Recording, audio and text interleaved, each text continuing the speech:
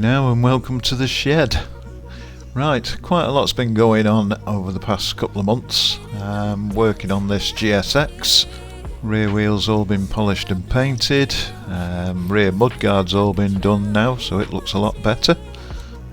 And the big move is I've got the engine in the frame now. Took a bit of doing because some numpty went and left one of the engine mounting bolts in the bottom of the engine. I just couldn't work out why it wouldn't fit. We found it in the end. So I've bought a rear brake hub, a new one, because the brake arm on it was in fairly good condition really. It's cheaper than buying a new Suzuki one. I thought I'd have a go at trying to polish it up and make it look pretty. It came up okay-ish, but I don't know.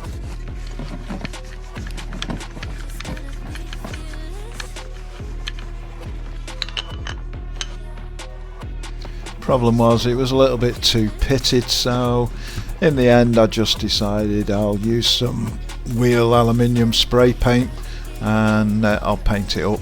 It doesn't look too bad from a distance, you know. Thought about to make sure that the exhaust fitted as well, seeing as I've had it for months. It does, it's alright. I have noticed that there are a couple of ridges on the silencer itself, so I have a feeling there's a bit of rust inside. Far better than the ones that I had though, so it'll do. Started to mock up the front end as well. This headlight rim is absolutely knackered. So I've bought a Kawasaki ER5 headlight thinking it'd fit. Usual Japanese standard 7-inch headlight, I thought. Unfortunately, the glass itself was 7-inch, the headlight's 8-inch, and it didn't fit. But the seller on eBay didn't actually show all the rust underneath neither, so in a way it's a bit of a saving grace. My super thick powder coating gave me grief again. Forks wouldn't fit, so I've had to attack it with a drill and a little grindstone on the end, take out the powder coating so I can fit some forks. This process was fairly good, to be perfectly honest. It didn't take long at all, so kept me happy.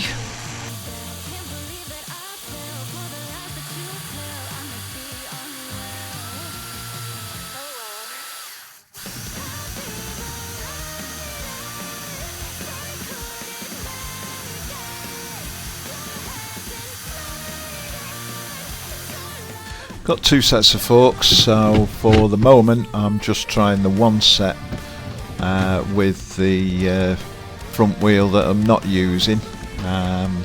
Again, just to mock it up, get it ready, because the next big job that I want to do is sort the wiring out because it is a complete and utter bloody mess. I have already started refurbing the bottoms of one set of forks. I've just got to look at the stanchions and out of the four pick the best two. One brand new headlight, suitable for a CB900 apparently. Also cleaned up the indicators and the indicator bracket, so that's all ready to go on. I thought I might as well buy some new fork seals, so took one of the forks. Thought to myself, there's not a lot of oil in this. It does go a little bit watery, but it has been sat around for a bit. You can see the fork leg's quite badly pitted, so I doubt I'm going to be using this one.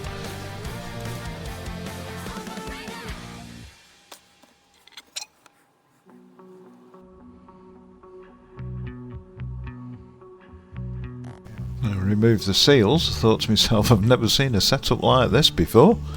We will be going back to the original setup, but you can see the old seal is a lot narrower than the new seal. I think that's why it had two O-rings in it. Either that or the last guy that fitted them's a bit of an idiot, or I am, one or the other. This was one part of the build I didn't really want to do. I've got to mess with this wiring. I mean, you saw how bad it was on the first and second part of the series. I'm not looking forward to this at all. Right, so let's have a go at trying to clean this bloody thing up. I don't even know where to start. Thought I'd give it a go with a bit of WD-40. That didn't do anything. So then I thought, well, I'll tell you what then, let's use a wire wool. Made a slightly better job, must admit.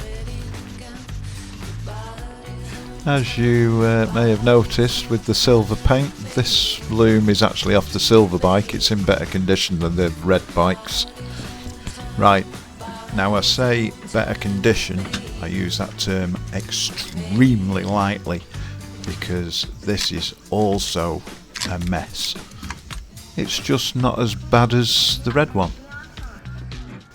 So I think the point was with whoever owned this and actually rode it, if you can't buy the electrical connectors, then just take all your wires, solder them together, throw a load of tape round it, job sorted. Which, yeah, probably worked, but it's not right, is it? It's definitely not right. Now I can't really say anything because that is the sort of thing I used to get up to.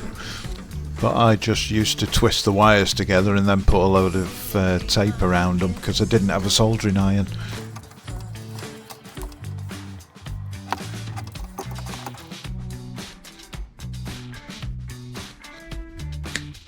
So we'll snip all these and try and make them good if I can. My problem is the electrical connectors I've got are, I think, probably made in China, and I don't think they're the best, but they do work.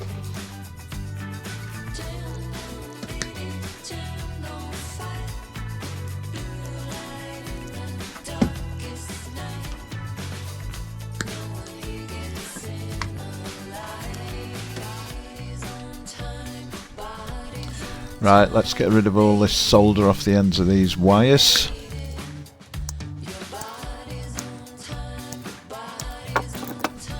And then we'll start stripping a bit of insulation off so we can start fitting the new connectors. I hate using these pliers, I can't use them for toffee. Somebody needs to come out and devise a different way of fitting these bloody connectors, because I am useless at this.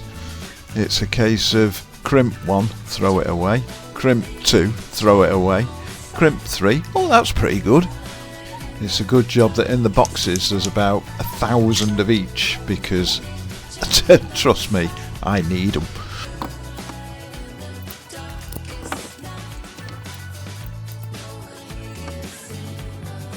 And it will be something that'll haunt me for quite a while as well. More of that little debacle a bit later.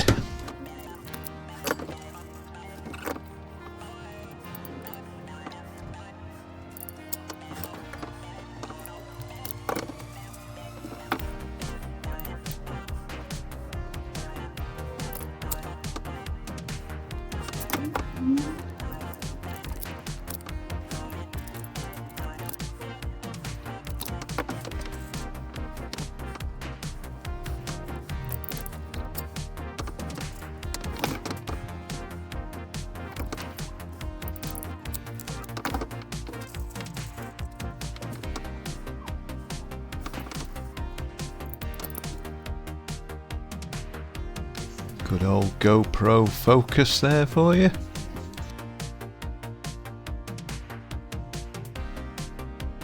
And in the end we end up with a little plug like that. So I basically went through the rest of the bike, changing plugs as and when required. Then started to lay the wiring loom out, something like. It wasn't how it should be, but I just thought I'd put a few plugs in and set it all up, and it was time to test it.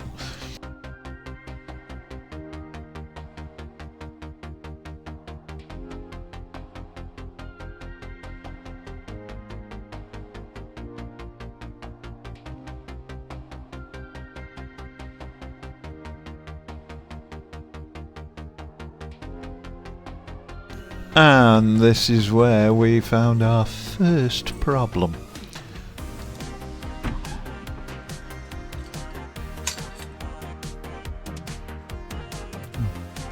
We don't seem to have any electricity. Oh heck. Now, as said before, me and electrics on motorcycles, they don't go hand in hand, I must admit. I'm not the best in the world, but I got my multimeter out. I thought I'll just start checking a few wires and see if things are happening. Well, we seem to be getting 12 volts from the battery to the live, so that's always promising. But we have absolutely nothing from the live down to the live on the ignition. So that must mean we've got a broken wire somewhere.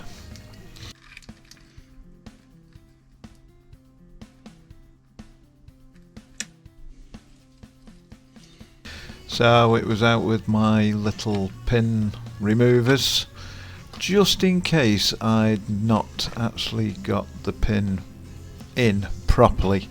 This one was one of the plugs that had made up, and like I said before, the way I fit these things, it's hit and miss, so I thought I'd better check it. And I have to admit, she looked rosy, so couldn't see an issue there. So I thought to myself, I'll bypass the live from the starter relay with a piece of wire with a fuse in it, all the way through onto the ignition, just to see if this would actually help.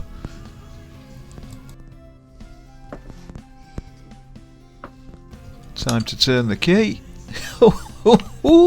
Happy as a pig in muck. We're there. Oh, was I chuffed. Okay, time to move on. Let's test the headlight. See if that works. So again, ignition on. Beautiful. We got lights. Let's flick that switch. Oh, look at this. Yep, we got main, we got dip beam. Oh, I'm so pleased. This thing doesn't have a running light, as I found out. It has a parking light. So when you turn to park, the little light comes on. I've had to use an LED bulb on this one, but I doubt it'll ever get used. So let's have a look in park, see if we've got any backlights.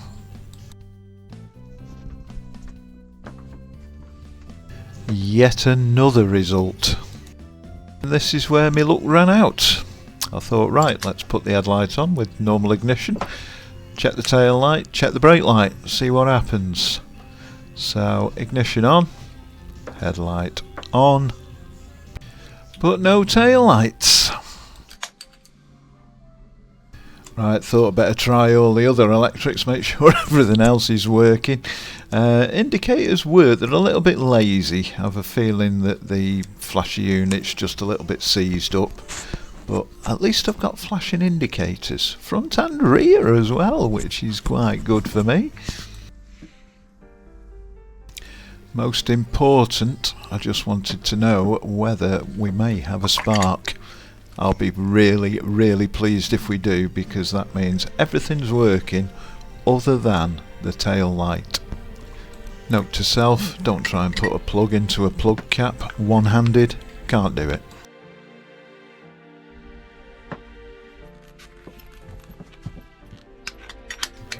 Right, plenty of faffing about, try and doing it all one-handed again. So let's get the close-up. Hopefully the GoPro will be good to me this time, and let's see if we've got a spark. Boom, get in. Now I'm not going to bore you too much with this, but it also turned out that my instrument lights weren't working. The lights were fine, but the ones that light up the instruments aren't working at all. Now, after 4 days of searching, cursing, giving up, saying I've had enough, this thing here was the culprit. and it was all my fault. This fitting that I'd put on wasn't actually making a contact. 4 chuffing days of my life trying to find that, but we did, so that's a positive. The fitting looks fine, but there's no continuity from one side of this fitting down to the other end. Hence, we had no power. This was the broken live wire, which I've now replaced, thankfully.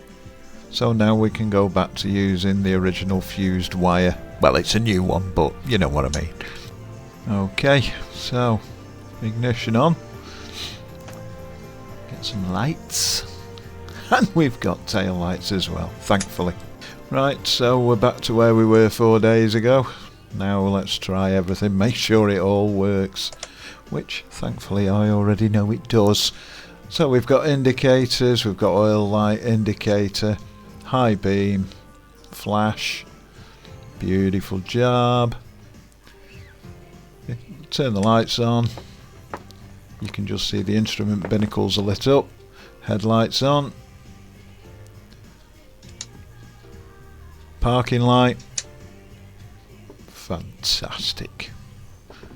I do amaze myself sometimes, I'll be perfectly honest.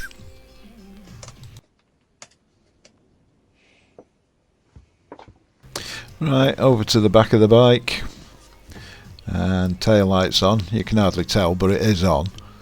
Let's try the brake. So there we go, we got a brake. Absolutely fantastic. I've also set up the horn. Very good. And the electric start works. So I'm going to call that a success, and I'm going to leave it here for the time being. So thanks for listening. Thanks for watching. Hopefully it won't be as long for the next one, and we'll see you on the next instalment.